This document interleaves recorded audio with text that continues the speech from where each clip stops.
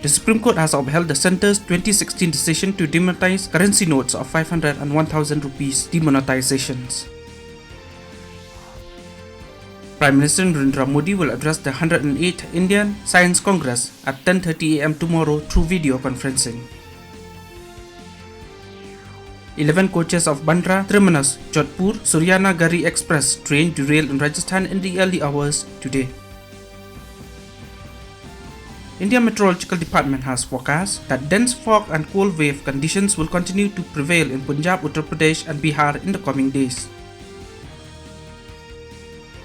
India under-19 women cricket team will take on host South Africa in the 4th T20 of the 5-match series in Pretoria today. The match will start at 5:15 p.m. Indian time.